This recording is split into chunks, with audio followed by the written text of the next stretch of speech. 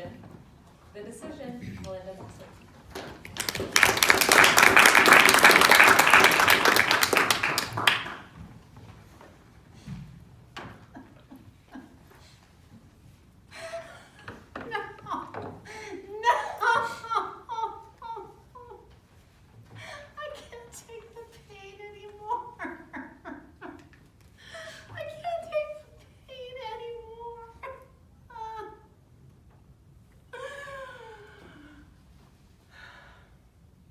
This was my reaction in the parking lot of my doctor's office back in February 2003, after he had just informed me that there was no pill or drug on the market that could alleviate my severe, incessant insomnia.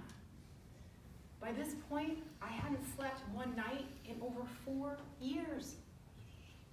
Up until this point, up until 4 years prior, I had always been able to sleep just fine. But 6 months into pursuing my dream of becoming a competitive bodybuilder, my body stopped being able to fall asleep. And I didn't know why. Was it the extreme, imbalanced dieting? The truckloads of poisonous supplements? The intensely exhaustive daily workouts? I didn't know. I finally reached a point where I couldn't take the forced wakefulness anymore, and I realized something had to change. I naturally expected that as soon as I stopped all these abnormal behaviors, that the insomnia would resolve.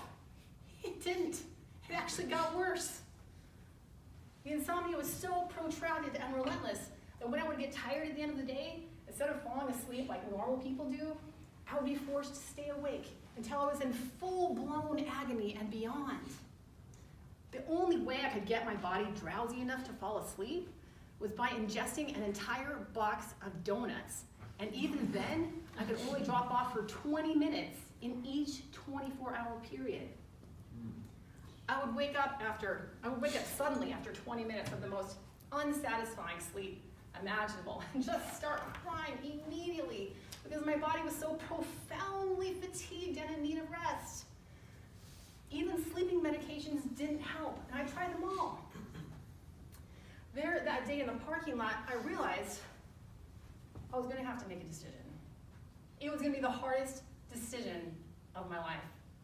Either I could continue living the way I'd been living, which would surely end with my crippled body hooked up to an IV line somewhere, living out the rest of my days in hospice care, or somehow figure out where I'd gone wrong and turn my life around.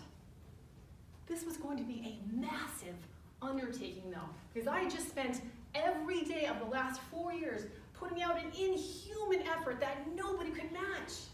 And not only had I not achieved my goal of becoming this champion bodybuilder and having the world's greatest body, I had ended up 300,000 miles in the opposite direction.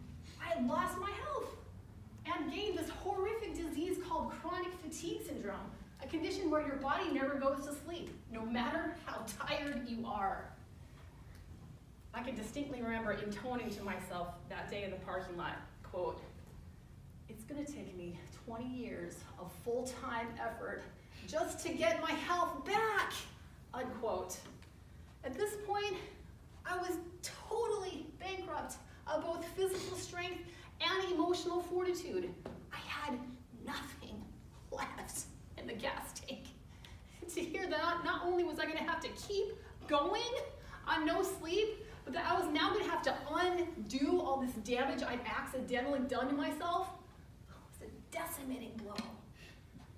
It would have been far easier to end my life.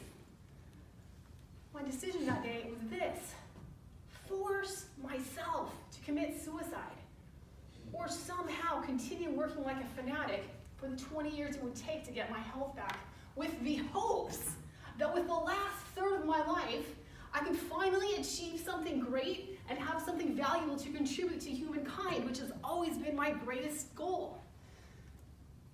With tears gushing down my cheeks, crying my eyes out, all alone in this parking lot on a sunny day, I made the decision. I was going to keep going. Brothers and sisters, it's easier to check out of life.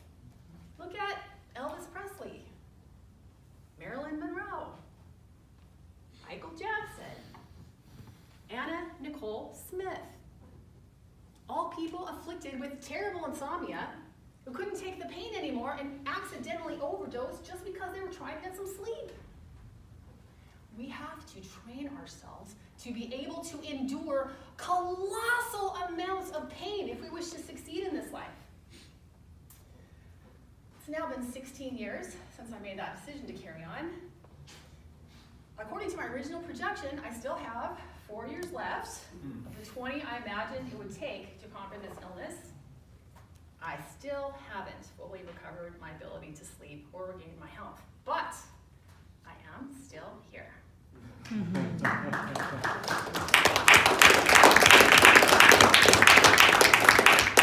still planning on becoming a champion bodybuilder someday, and if I hadn't chosen to keep going, I wouldn't have learned how the human body works, and I wouldn't have gained the crucial knowledge to make this goal an eventual reality.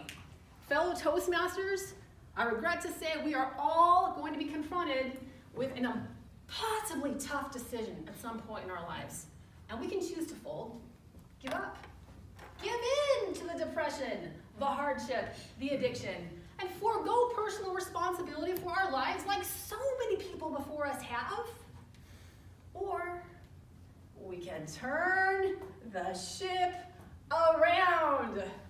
Guys, all the rewards worth having are on the other side of the pain.